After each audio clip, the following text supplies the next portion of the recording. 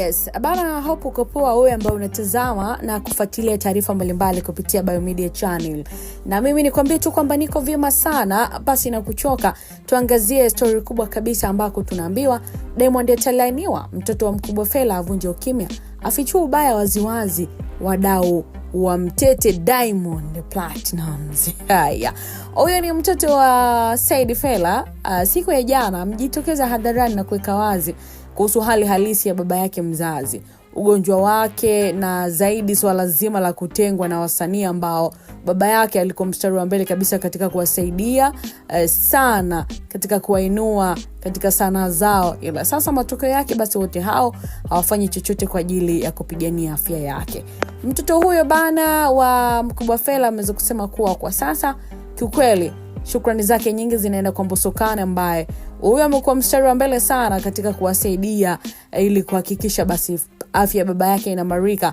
Lakini pia mtoto huyo ameweza kufichua kuwa Diamond Platnumz hajatoka na kutoa chochote kile kwa ajili ya kumsaidia baba yake.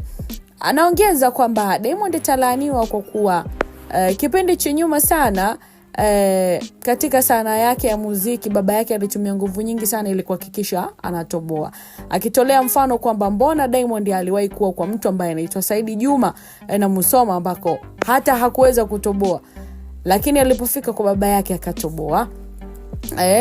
Lakini kwa sasa ubaya wa Diamond Platnumz ni kwamba amezima simu kabisa kwa familia hiyo pale ambako familia hiyo inahitaji msaada kutoka kwake, kitu ambacho mtoto wa Said Fella anasema kwamba Diamond ni kama amejambia maji bwana, kitu ambacho hakupaswa kukifanya kabisa.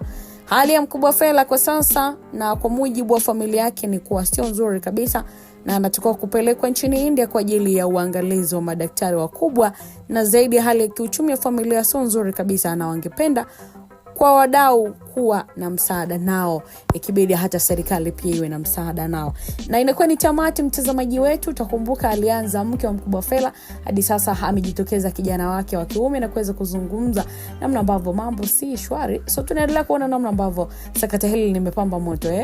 Tunaendelea kumwombea heri kweli kama Biomedia, endelea kupata afueni Mkubwa Fella, lakini zaidi sana anaendelea kuwasiliana na familia yake pale ambako unahisi unaweza kutoa mchango wote ule kwa ajili ya kuchangia gharama za matibabu zinazotakiwa kufanyika kule nchini India.